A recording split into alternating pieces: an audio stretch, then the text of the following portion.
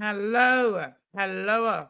I hope you got time to run to the bathroom, grab a quick glass of water, and yeah, and just have a quick breather. That was a great session. Sorry that it was so quick.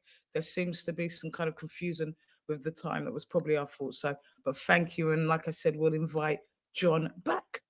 But here we are to talk about leveling up our networking skills, man. We've actually, I want to say your name right. I'm like really dyslexic, right? So there's been a few names that have been stressing me out slightly. So I'm going to make sure that I put some respect on your name. Say your name properly so that I'm making sure I'm giving you the right respect. So let me say your name properly. Please pronounce your name properly so I know how to say it. Vashti-Iona. Vashti-Iona. Where does that name come from? Just because it's a name that just sticks out. Where does Yes, that? so Vashti is in the Bible under Esther. She was the queen of the entire province, the most beautiful woman of all the land until she got dashed out, but we won't talk about that. Um, Iona is an island in Scotland, and I just say that my mum must have been reading the Bible and watching the news because I don't know how she put the two names Put those together. two together, but here you Yeah, are. Here it works. But thank you so much for joining us. Um, it's uh, I'm gonna let you. Don't want to do a discredit. I'm gonna invite you to introduce yourself and tell us a little bit about who you are and what you do. And then we're gonna jump into this networking conversation. And as soon as you kind of introduce yourself, it'll become apparent why you are a master or why we're kind of talking to you in conversation with you about this. Yeah. So do you want to give us a quick introduction of who you are and what you and some of the work that you've done?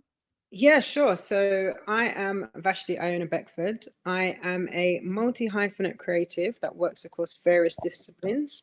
So what does that mean? That means that I work with a number of different people and I work in different capacities depending on the need or the services that each people have.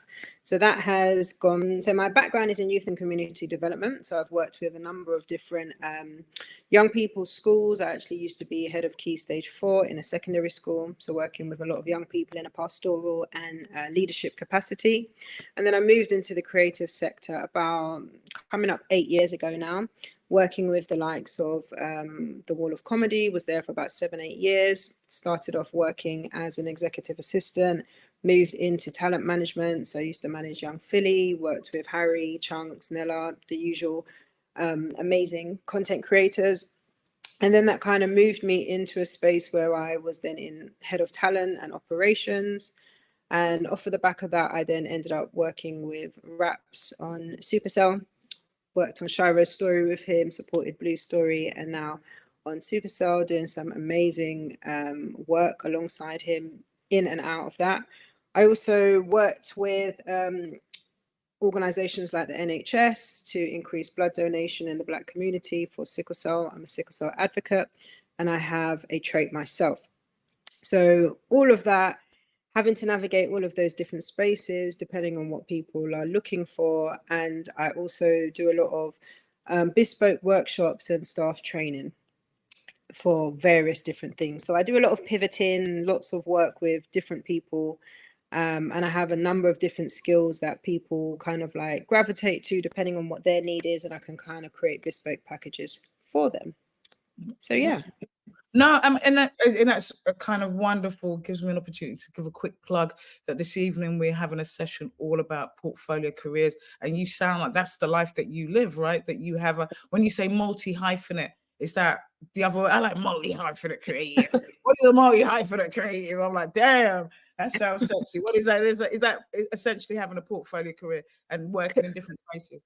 Literally, yeah. I mean, sometimes, you meet people and they say, well, I do this, I do this, I do this, I do this. The easiest way to just say is I'm a multi-hyphenate creative so that I don't have to say I do this and I also do this and I also do that. And a lot of people, similar to yourselves, where they're over and across loads of different genres, in a sense where I might be an executive assistant to Raps, but to someone else I might be managing their social media, or I might be working alongside the Wall of Comedy on some of their projects that they've got, but then I might produce a music video for D Block Europe. And so it's, these are all things that I've done, but it's about like looking at how to quantify it all when somebody asks you, oh, what do you do? It's just I an love easier way. that. by it. Yeah. Somebody make a note for me, multi-hyphenate. You might have to spell it for me, hyphenate. No, but I know I do. But I think that that kind of really embraces the moment that we're in, right? And that no Absolutely. longer are just one thing, that we are kind Yeah. of doing these different things. So in your journey, obviously, kind of, I'm assuming to have worked with across the kind of different genres and disciplines that you have worked, and with the types of people that you've worked with, that networking has been kind of really integral to you, right? So when you talk Absolutely. to us in terms of like your thoughts around network, and we have a chant that probably people are really bored of hearing us say, but I'm a strong believer that your network is your net worth. Kind of Yeah. what's your thoughts around networking, and why is that so important? Yeah, so I know that people have used that term to death, and I think that I don't look at networking as my net worth. I look at it as what I classify as CMC, which is cultivating meaningful connections. So it's like everything has to have a purpose with me. That's just kind of like my ethos. Even with my company, VPR London, my mantra is creation, connection, and purpose. So everything has to have like a place. And I think when we look at networking and specifically professional networking, we have to understand what it is we're looking for. A lot of people don't really understand what they're looking for, what the objectives are. They kind of just want to go around the room and they want to talk to as much people as possible, get as much numbers as they can, and then nothing happens. So I kind of, when I go into a room and I'm kind of scoping a room and I'm listening to people, I'm kind of asking myself a couple of questions. Okay, cool. What is it that I would like to get out of this room? Do I want to look at advancing my career? Do I want to get some industry insights or knowledge? Am I kind of just like looking at business development, personal growth, a mentor? What is it that I can sort of get out of this kind of situation? But on top of that, what can I give to it? What is it that people can gain from me? Because when you speak to somebody like myself and somebody also like yourself, Simone, the first thing that people kind of think of is, oh, they can help me. They can help me do something. And that's fine. You know, I've got an amazing friend called Shanice, and she said, you can use me as long as I can use you back.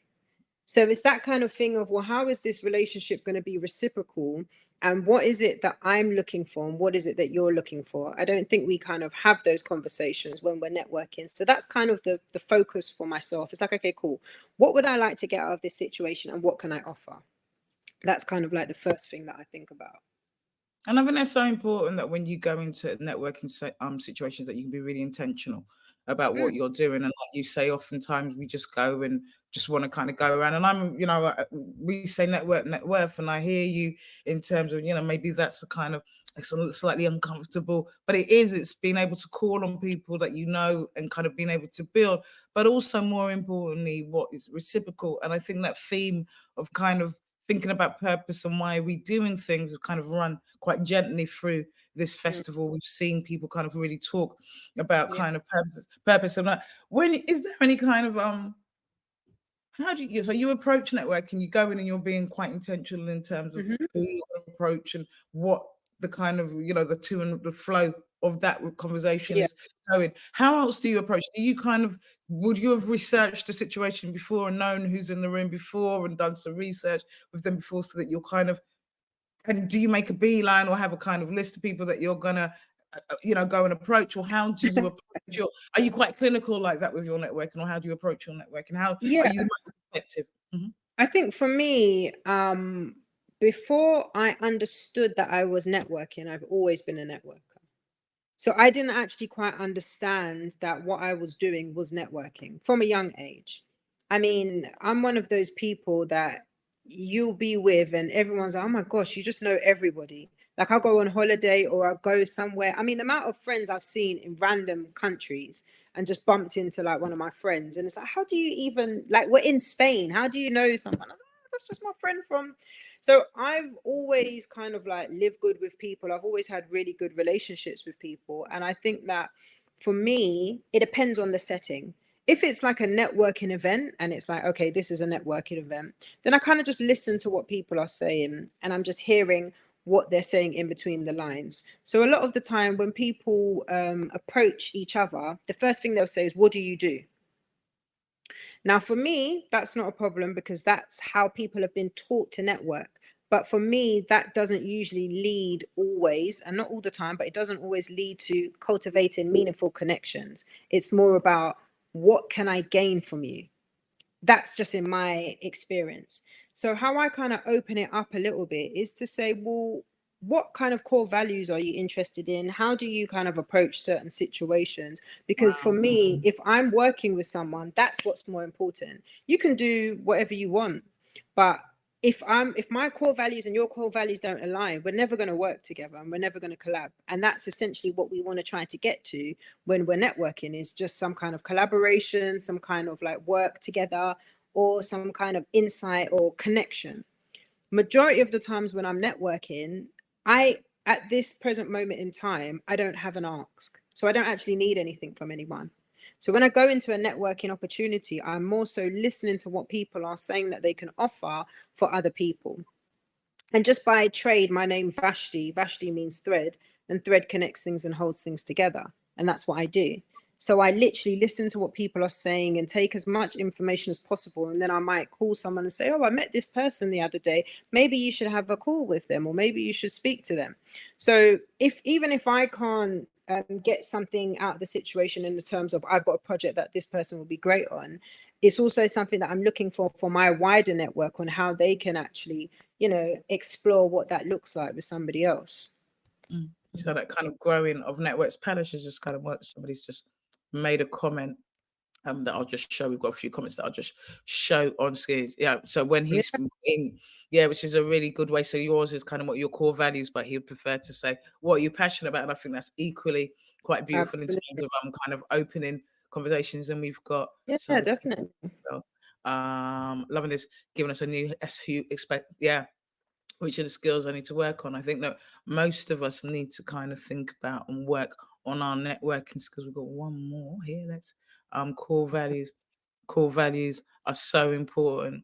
They're so important. Do you know what I mean? How do you go? Like, so you've gone into a space and you've met somebody. How do you Mhm. go on, or how do you cultivate those relationships and really bring them in? Like, what do you say? I love that idea. What do you say? Core. What did you say? CM. Cultivating meaningful connections. Right. So you've gone into a space and you've met somebody. How do you take that person from just hi, how are you, to a meaningful connection? Yeah, so I think that the one of the formative questions that I ask is, what would you love to achieve before the end of the year?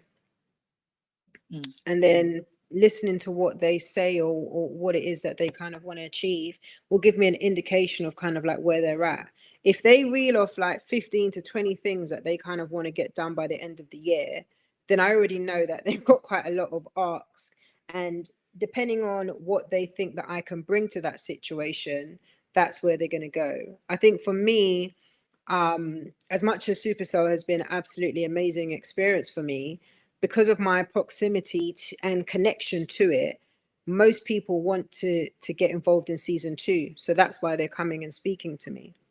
I don't have anything that I can give to that because I don't work on that side of it. So for me, I have to be quite careful with how I kind of like explain to people what I do and what I have done. Because usually what happens is it opens up an ask. So not to say that I try to close people off from asking me questions, but just to really understand like where their heart is, because at the end of the day, nobody has an expectation from anybody else. So I don't, it's not that I don't have to help you, but if I can hear what you're saying from a real um from a real sincere place, I may want to help you anyway, or I might know someone else that can help you. So I guess for me, it's about understanding what is it that you're actually trying to achieve? What does that look like? Are you aware of the steps that you need to take to fulfill that? And I guess this is where my kind of like youth work degree kind of comes into the whole personal development aspect of things. I think sometimes we miss the whole personal development aspect of the networking because we just want to get to the bag. We just want the benefits. But actually, if somebody came up to you, Simone, and said, oh, what you're doing sounds great. How can I help you with that? you're really going to be interested in who that person is, what they bring to the table. And then if they help you with, let's just say, a particular project, when you've got another project where you may be able to get some funding for, you're going to go to that person because that person has actually been open with you. And that's how I've worked with the majority of the people that I'm actually working with now. When I worked on Shiro's story with Raps, there wasn't any budget for specific roles, but I thought it was an amazing project. I thought it was brilliant. And I was like, yeah, actually, I want to be involved in this. And then that led to us working together on various other projects. And then, of course, when Supercell came, it was a no-brainer that he would call me to ask me to work with him. So sometimes it's about seeing that bigger picture and not just looking at everything as something small, but actually what could that lead to, instead of what your initial ask is right now. Definitely. I'm gonna ask about kind of like the cultivating relationships, but as you're talking about Super, and you kind of referenced Rapman's quite a few times, just tell us a little bit and kind of how you work with Rapman, and particularly with Super, which is, congratulations, amazing season 2. First one was amazing. First one was absolutely amazing. I'm a sickle cell sufferer. Well, not sufferer. I have sickle cell trait. So to kind of have it portrayed as like a kind of super trait, I love that. I think that was delicious. How do you work with Ratman, and what's your kind of involvement with the projects that he does, so we can kind of understand how people may, because I think what you've just said was really interesting for anybody who's quite senior or is in commissioning or in a real role where they make decisions. They're constantly bombarded with arts time, and how you manage that and not feel too guilty about saying no, or you know what I mean, or how you sift through the right arts. Otherwise, you spend all your time asking artists are not actually doing things. So there's a couple of things in there. So number one, just tell us a little bit about your work with Rapman, how you work with him, what you do with it, and your involvement in Supercell. Yeah, so it started with Shiro's story. So I've been working with Javan Wade, who actually played Shiro for some years, and I still do work alongside him. And I was kind of like in the capacity of an assistant for Javan, which then kind of turned into like a production assistant for Shiro's story. So I was doing a lot of the logistics, coordinating talent, just organizing a lot of the different locations, how people were going to get to and from locations. I was just a PA for the whole shoot. And then I kind of look at our relationship kind of like almost like a tree. So the initial contact, I guess, was like planting a seed. And Raps and everybody else that was on set would see me running around doing different things, but it's like I wasn't given a specific position.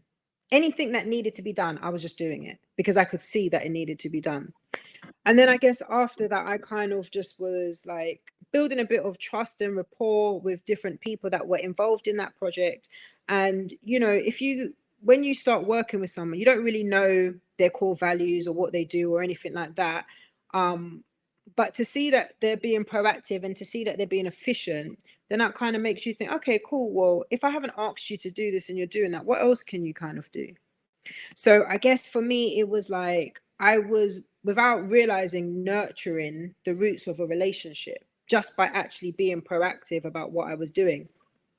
And I guess then after Shiro's story, it was more about me just finding out what kind of projects Raptor's interested in doing, where does he see himself, what is it that he's looking to do? Because obviously at this beginning stage, we wasn't nowhere close to where he is right now. And I've actually got a video of him talking about and God rest his soul, with Cadet. It's Ratman, Javan Wade and Cadet, and they were actually having a conversation about where he wants to take it. And he was talking about, wouldn't it just be great if I had, like, we was able to do like a Netflix series and loads of different people was involved and XYZ. I mean, this is 2018 now. And I'm literally just recording. Every time I'm around certain people, I just record and just listen to them speak, because I then show them back some of the things that they've obviously been able to manifest and put out into the world.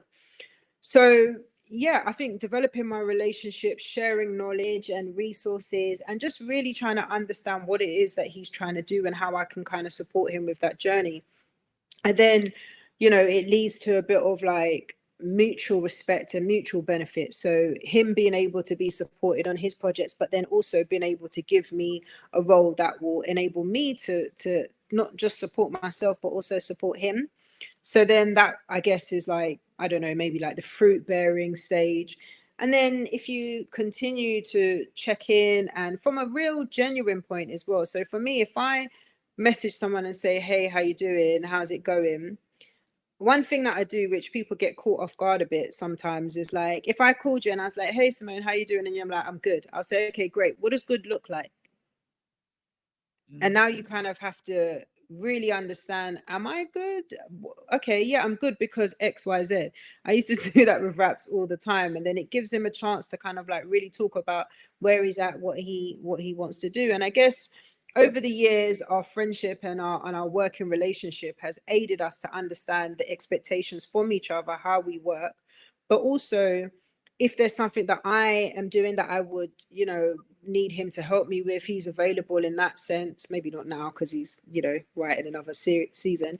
But it's just about us being really transparent about how we can kind of support each other and what we can actually do. And I work like that with multiple people. So it's kind of like the transparency of this is what I can bring to the table. This is what I can't bring to the table. However, if I can't do something, I might know somebody else who can. And I sit down with lots of different people on a sort of bi-monthly basis. And all I do is I have synergy meetings with them. What is it that you Wow. want to do by the end of the year? Okay, great. Let me see if there's anybody in my circuit and my network that I know that can help you with that. This is what I'm trying to do by the end of the year. Let me know if there's anybody that you know that can help me with that. And that just cultivates trust, and it just builds relationships in a way where there's no expectation. Like we don't come out of the meeting saying, okay, great, I'm going to do 100 things and they're going to do 100 things. But what it does is it just keeps us on each other's radars. So now when we're having other conversations with different people and they get to a place where you can actually trust that person and know, okay, this might be someone that, you can work with. I guess it just helps to network in a bit more of an intentional way instead of just being in a room with 100 people and trying to get different numbers. So I'm consistently networking in every facet of my life, whether I go down to Soho House and talk to a couple of people, whether I'm on the train. I just talk to people all the time for some reason. I just love, I find it really fascinating just talking to people and understanding how people kind of process things and how they interact with other people. I'm literally fascinated by human behavior. No, I can imagine. And I think when you were describing that, I think what was really powerful was the idea of that 7 degrees of separation, right?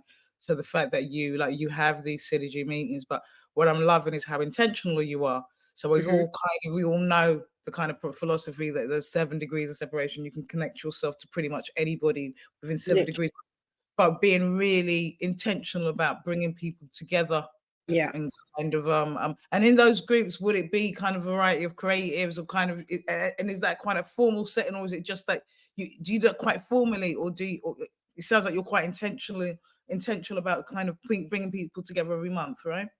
Yeah, I mean, I guess it just depends on sometimes it's very, I mean, majority of the time it's very informal, and it's usually just like with some friends that I've got. And obviously these people are people that are quite well known. So when you think about it, it's like, I guess, and this is where I go back to about the arcs, because people sit down with me and have conversations with me and are very open with me because they know I don't want anything from them. And I think that that level of vulnerability that they can then have is really important for what then happens next. Because if somebody is thinking that I want something from them, that conversation will be quite different. And I think that for me, it's about making people feel comfortable, but I'm always in a place of kind of like servitude. So I always want to serve somebody and serve a gift or serve, something that an idea that somebody's got.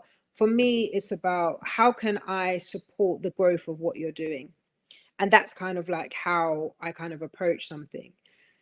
it does turn into formal sometimes. Let's just say, for instance, if I'm doing a project or some of the work that I'm doing with NHSBT, where I used to put on lots of blood drives for sickle cell awareness, sometimes that does decide how I'm able to do that. But for the most part, it's very casual, it's very informal. And, you know, if people are authentic, they're integral, they have humility and they're transparent, then I'm more than open to working with them.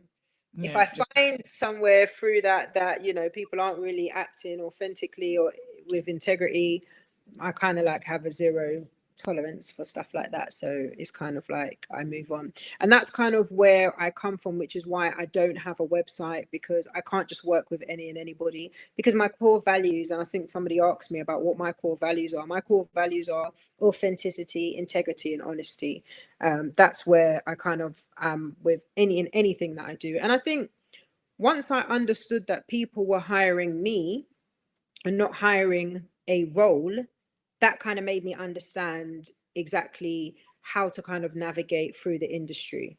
Because no matter what I do, and no matter what no matter what role I'm doing, my authenticity is never compromised, my integrity is never compromised, and neither is my honesty.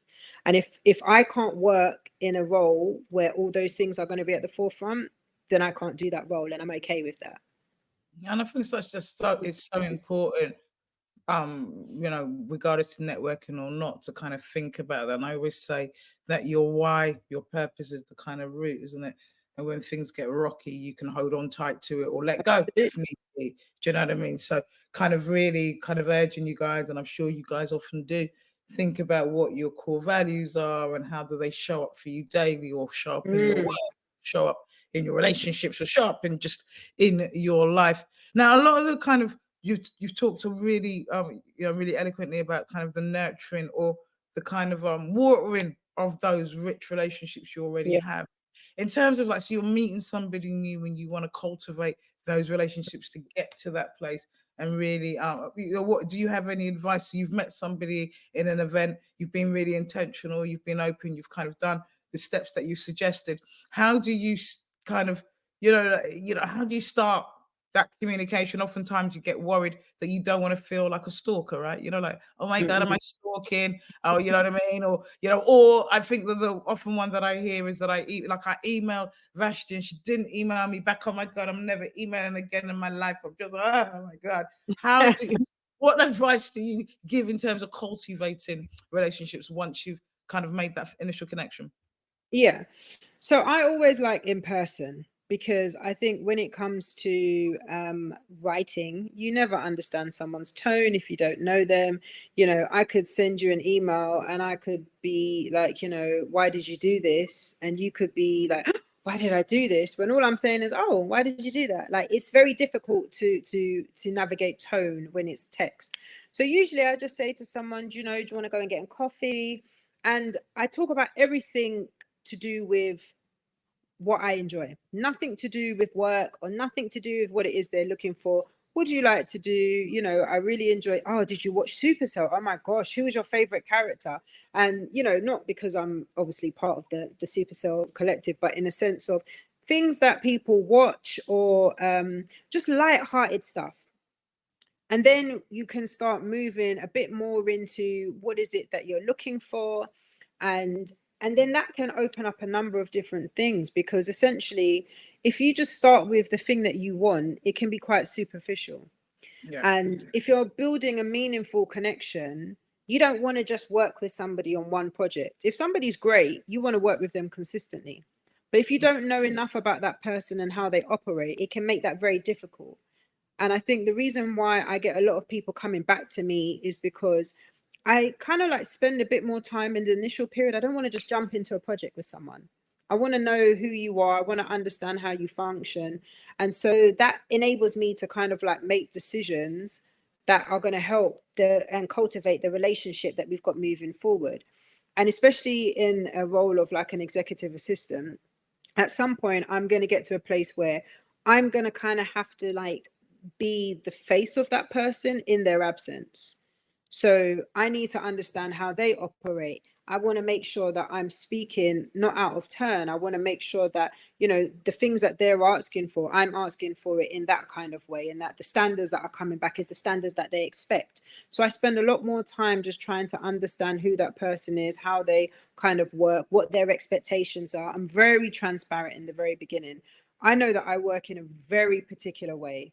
I know that, you know, I haven't had a diagnosis. I'm waiting. I'm potentially got ADHD. I know that I'm OCD. I know that I'm pedantic. I know that I'm very like to the T's and to the, I know that about myself. And these are things that I lay out on the table, and I let people know, look, these are the ways in which I work. And I can understand that can be very uncomfortable for other people. It's not a problem. It's only uncomfortable if you're on the other side of it. If I'm working with you, then it's probably a great thing, because I'm very like to the T and very to the I. But at the same time as well, you know, if I'm just meeting somebody, I'm not going to come, I'm not going, that's not going to be at the forefront of everything. It's more so just like, okay, well, what do you want to do? And where do you see yourself in like 10 years? What does that look like? Well, I don't look at the jobs that I want to do in 10 years. I look at the lifestyle that I want.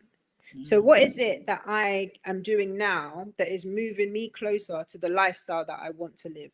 Forget about what my job title is and what I'm going to be doing, because that doesn't really matter at the end of the day. It's how I want to live. How am I building how I want to live today for tomorrow? Well, I'm already in the future. I'm already building what that looks like. I'm already like Vashti 2.0.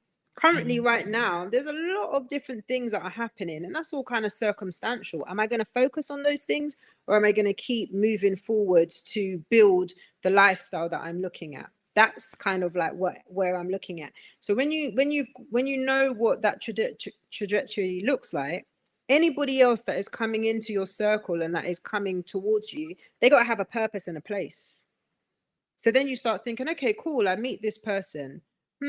What can I add to them, and what can they add to me that's going to get me closer to that lifestyle that I'm looking for? How can I then add to them for them to get closer to what it is that they're looking for? And so at every aspect of what I'm doing, it's a reciprocal back and forth. The moment that it stops, and it's not, unless that's a mutual stop, where sometimes you get into relationships where, you know, you're doing a lot for one person, but then you know that when those opportunities come, they can then help you. That's fine. Any time the pendulum stops and you're just doing so much and that other person isn't, then you've got to kind of ask yourself, is that building me up or is that breaking me down? 100. And that's kind of like what I kind of look at. 100. So the importance of kind of cultivating those relationships and being really transparent and authentic is so important in this as we kind of move through. In terms of, so you've kind of talked about like how it's so important to be authentic in these relationships and kind of show how these relationships over the years kind of nurture. So I get a sense when you're first meeting somebody, it's really important that you don't ask for anything, just to re-emphasize that it's more just to getting to know exercise. Yeah.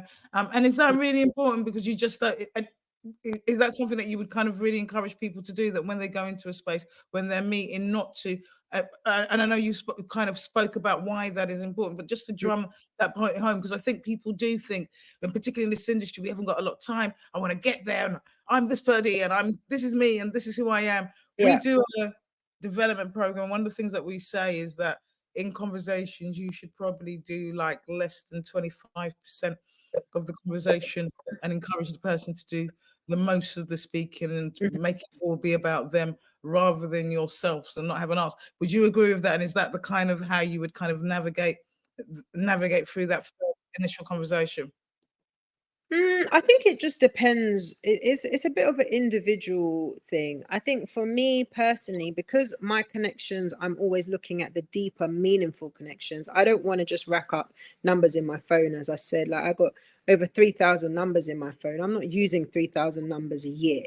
There's probably about 5 people that hear from me every sort of month, you know? So I think for me personally, when you don't have an ask, people are more open. Right. People will definitely give you time, because they know that when they come to you, they don't have to think about, oh, what does she want now? And everybody's got people that come up on their phone and you're like, ugh, what do they want now? It's like, hey, how are you? And I'm like, what do you want? Cut the small talk. What do you want? Because I know you're only hitting me up when you want something. You don't want to be that person. You don't want to be the person that people look at their phone and decide whether to answer their call or not. That's not the person that you want to be. The person that you want to be is someone that stands on integrity and stands on transparency. And when you're coming to somebody, yeah, by all means, I got an ask. I've got other friends and I'm like, yo, I need a favor. But I can ask for that favor because we've already built the meaningful connection. You can't ask for something. And I explained this to, so I'll give you an example. When we got the green light for season 2, and it was just a green light, my inbox literally turned into some Black Friday sale thing because I had people coming in my inbox for, and I mean, and as someone who's a qualified youth worker, I try to take time with younger people. But it was just relentless. And I had to put out a PSA and say, listen, don't ask me nothing, me no know nothing, and I'm not telling Ratman nothing. And I literally had to say to people, listen, you need to leave it alone. But then there was a couple of young people that came into my inbox and I felt a duty of care to actually explain the reason why my stance was my stance. So with one of those young people, I basically explained to him, you don't know me and I don't know you. That's where we're at, yeah? So we're both on this level. You now want to ask me for something. So now you're actually going up a level now. I'm still here. Now, I don't owe you anything either, by the way. So when people are saying, oh, when these auditions come out, can you let me know? And I'm like, no. If auditions come out, it's going to be shown. What happens is, and I had to explain this to him, and I said, listen, I'm a bank account, yeah? And you don't bank with me. But you want to withdraw money that you haven't deposited. You're in overdraft right now, and you're still trying to get money from me. And what that means is you haven't cultivated a relationship. You haven't even invested in this relationship for you to be able to ask or withdraw anything.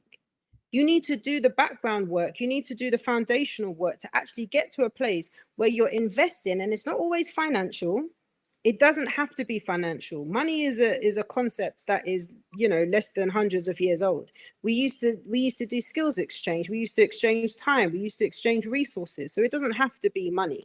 It doesn't have to be financial recompense all the time. However, come with something to the table that you want to eat from. Don't come with your long belly. Don't come sitting down there with your hand out. Come with something, and then we can look at what that looks like.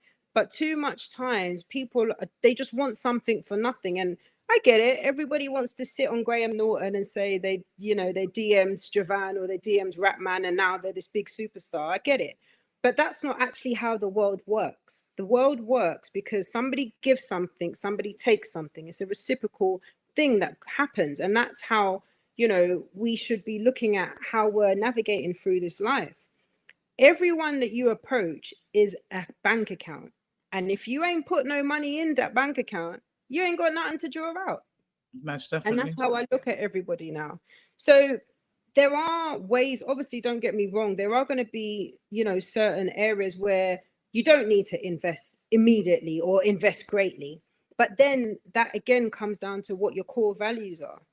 Because if someone can see your heart and they can see that you're a good person and what you're doing is great and you're amplifying certain things, they're going to want to help you.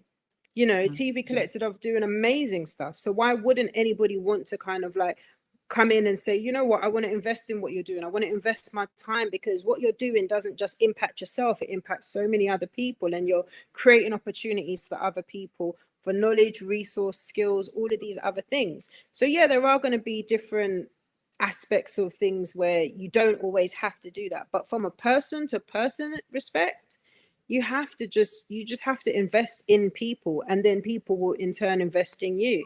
And you're not always going to get out the investment that you've put into that person. It could be somebody else, but you have to look at it in a way of, if I'm not actually aiding what this person is trying to do, how can I then expect something in return? Yeah, no, I agree. I was gonna, because I was gonna ask you the common mistakes that people make, and I think that you've kind of explained that so eloquently that generally people just tend to kind of go in straight with an ask, rather Always, just ask straight. Oh, what can you do for me? What always. can you do for me? So it doesn't feel it's just, and I think that's quite heavy, right? That you don't have the freedom because it must feel uncomfortable to receive an email where it's kind of a yes or a no. There's no space for kind of openness or conversation. What are the other common mistakes that you found, particularly in when people have reached out to you and trying to get work? Because there have been some other common mistakes. So definitely asking too quickly or trying to see what you can do for me really quickly. Is there any other common mistakes that you've got? Yeah, I think that people take a lot of things personally. Yeah. Um, as I said, there's people have a level of entitlement for some reason. I'm not really sure why. Um, I think sometimes, especially what I get is in these WhatsApp groups that all of us are in now for whatever reason. I'm sure that people have got like 10 to 12 different WhatsApp groups. Sometimes what people will do now is if you're communicating in that WhatsApp group, they'll send you a message directly. And I'm like, this is my phone number.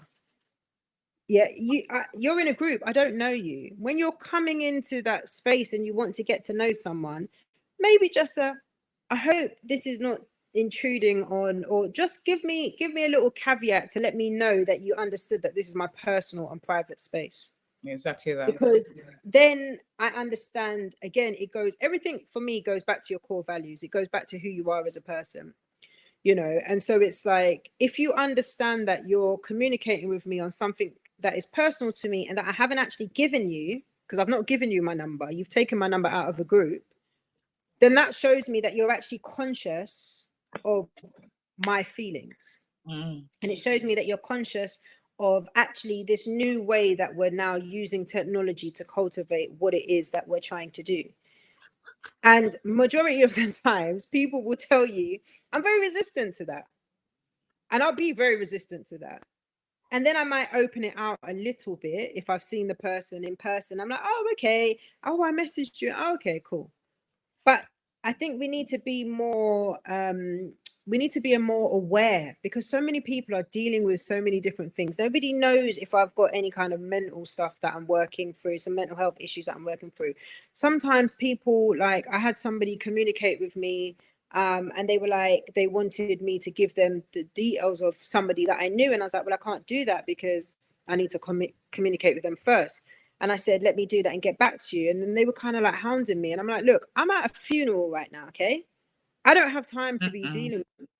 But you never asked if now was a good time. You didn't check your parameters and see what was happening before you went in for your ask. So I think maybe just be a bit more open to other people's situation and where they are, and what's going on for them. You can always just check in and just be like, I know now might not be a good time. I think it's one on one and one of the other. And I think that sometimes as well, people also decide how busy you are. So I Right. get so many people telling me all the time, oh, I know that you're busy. I said, yes, of course I've got a lot on my plate, but it's up to me what I eat. Don't Mm-hmm. make that decision for me. And again, it comes back to cultivating meaningful connections, because if you've got that connection with someone, then you know that, okay, cool, even if they are busy. I've got friends that are in the music industry and artists, and I met with one of my friends last week, and I said to him, oh, thank you so much for making some time for me. I'm always going to make time for me. I mean, they've just dropped an EP, like, they've got so much stuff going on, but that relationship that was built with that particular person, that was like 3 to 4 years in the making. When we finally got a chance to connect properly, and he found out all of the stuff that I was doing, it was like, oh my gosh, why didn't you tell me that you do all of this? I'm not going to be in a club reading out my CV. Do you know what I mean? Organic relationships for me is what just makes all the difference. And again, you can do that when you don't have an ask, because there's a level of authenticity with what you're bringing to the table. It's like, if I don't need you for something, the power in me not needing you to do anything for me means that you can just go about your normal day and know that I'm not going to use you for something. And people don't, they're afraid to be used. And it makes sense, because If I'm just coming to you, Simone, and I'm saying, oh, okay, cool, let me do this little talk, and then I'm going to start asking you to do stuff for me, and then I'm going to say, okay, cool, I want access to this, I want access to that, I want access to that. It's like, well, did you even really want to do that thing that I asked you to do, or was you just doing that for something else? And Exactly you that. never want to be in a position where somebody is questioning your ethics, whether or not you've got an agenda. Like, you can put that at the forefront and have a conversation with someone about what it is that you're looking for. But if you don't have something to give in return, then, you know, after a while, people aren't going to really want to keep engaging in that relationship, because it's going to be one-sided, it's going to be draining, and it's not going to be fruitful. No, definitely. What I'm going to do is there's been some really wonderful comments in the chat while you've been talking. I'm going to throw a few up on so that you can see some of them, and maybe they're more comments than questions, but I'll share a few. Nevertheless, Palace had suggested that he says is like, what are you passionate about? But actually thinks that actually your core values is probably a really good way, a really fantastic way to kind of get that conversation going, which I tend to agree with. We also have someone was asking, which I'm sure if anybody hasn't seen this and is asking, all the sessions are being recorded. If you go into schedule and click on the session that you've missed, it will get played in a it'll open up a new window and it will play automatically for you. Just go through some of these, and Lily answered that. Just some love, just some shout outs, basically sending some love and some flowers your way. This information is priceless and so rich in knowledge and wisdom in this conversation right now. Thank you, Natty, for acknowledging the rich conversation we're having. Yeah, just again, some love flowing your way, just sharing some love your direction. Gems, dropping gems, people appreciating. Thank Um, you. yeah, the knowledge is which is really, really important. And as we kind of start to, core wisdom is paramount. This is interesting. I asked a very senior person if I could shadow and learn from them. And even though I've been in the industry for over 20 years, they got me a job, and now want to help me grow because I acknowledged their expertise and talent. I mean, that's so important. Do you agree? You know, kind of acknowledging people's what people bring to the table. Do you think that it's an important thing to do also? So you've got not asking for something straight away, and also kind of being mindful in terms of intruding on their time. But do you think kind of the acknowledgement of people's skills and ability also helps in the building of and cultivating of relationships? Absolutely.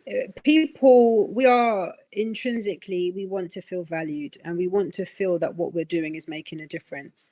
And how you reiterate that to someone is going to determine how they treat you. And if they feel that you value what they're bringing to the table, then absolutely they're going to do everything that they can to help you. And I think even for me, like a lot of the organizations that I've worked for, they value my expertise and what I bring to the table. And I'm always going to make sure that whatever I do is at the upper echelon of what it is that they need. Because essentially, we never stop learning. Even if I've been in business for 20, 30 years, there's someone else who's going to do exactly what I do slightly differently. And we can learn from each other and get best practice.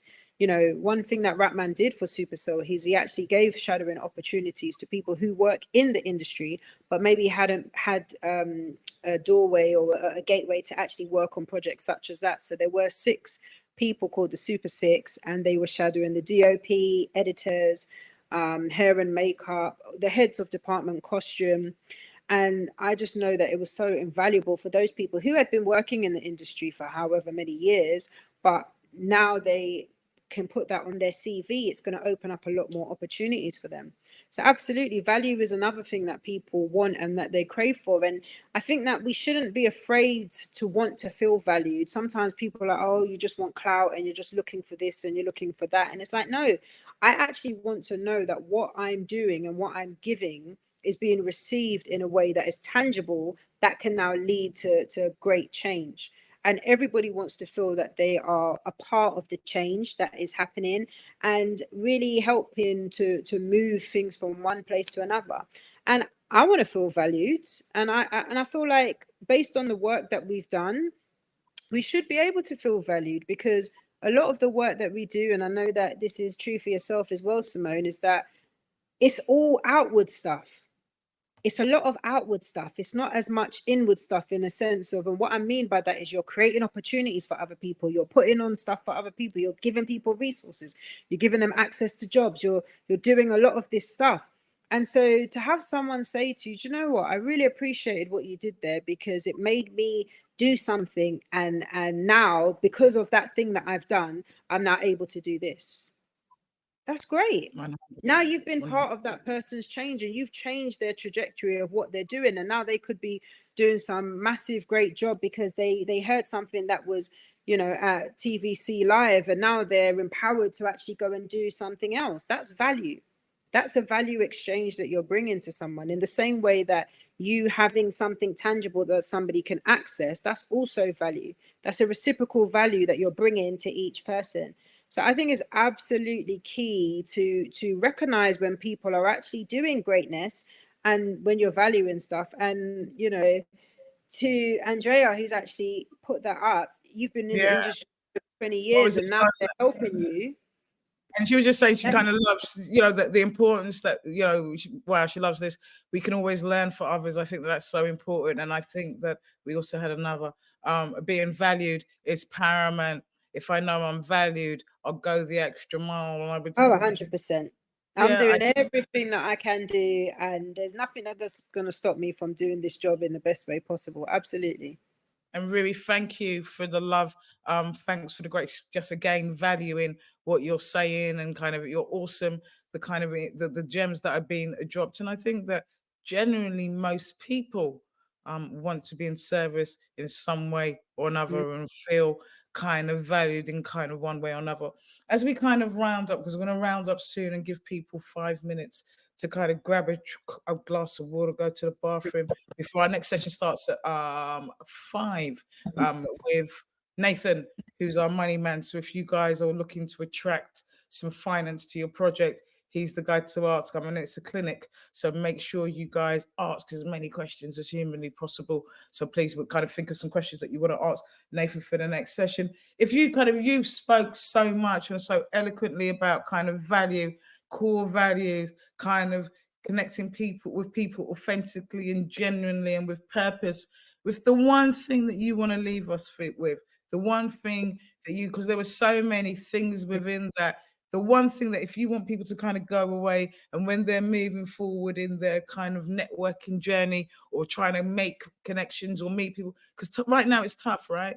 It's really tough. People are probably more sensitive about, when somebody says no, they don't want to meet you, or worried about how to connect with people and how they'll show up and what people think about them, all the noise, the other noise that we kind of have in our head. What is the one thing you'd love to leave people with, and one thing that you'd kind of want them to think about moving forward?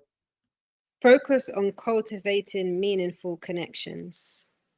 So focus on just getting to know people. Don't worry about what you need, what you want, any of that stuff. That will all come. When I was working with Raps in 2018, I had no idea that we were going to work on a project however many years later, Supercell. I was just really interested in what he was doing. I thought he was a genius. I still think he's a genius. And, I really believed in him as a person. Everybody that I work with, I believe in them as a person, and I want to amplify and elevate what it is that they do as a person. What they do in their career is just an extension of who they are as a person. 100%. And, I think that we should start focusing on what is the intention behind what I'm trying to do. So ask yourself, what do I want to get out of this networking event? Also, what is it that I want to do between now and the end of the year? And sometimes when you're networking with people, as you will find, the person that you're talking to may not be able to help you with anything you want to do today. 2 years' time, that person might be the exact person that you need to help you with what you're doing, but you would never know if you don't cultivate that relationship and keep that relationship in for that length of time. Wonderful. I mean, that was been amazing. Let me show you some more love that we've had. Just kind of like being valued as paramount. Palace is saying thank you so much, Tanisha. It's been a great session. We've got Owen who also says thank you for so much for such a great talk. Thank you. Lily's bigging you up because you're one of the first speakers who've actually used our chat functionality. So Hey. we were like really impressed with that. They'll be revisiting the session. Like we said, the session, if you go to the schedule and press and go to any sessions, those any of the sessions that you've missed through the entirety of the session festival will be up available. Phoenicia's put up her contact details so that you can contact her. And Grayson, thank you. You're amazing. Lots and lots and lots and lots and lots and lots of love. Venetia, that was inspiring. Food for thought, gave us things to reflect on. I know that will be one of our most popular rewatch sessions. Thank you so much for being here. I'm looking forward to continuing to to cultivate a meaningful connection with you. Yeah. See where our journey takes us. Venetia, thank you so much for being here. Guys, I will see you. Grab a cup of water. If you want some money, want to know how to attract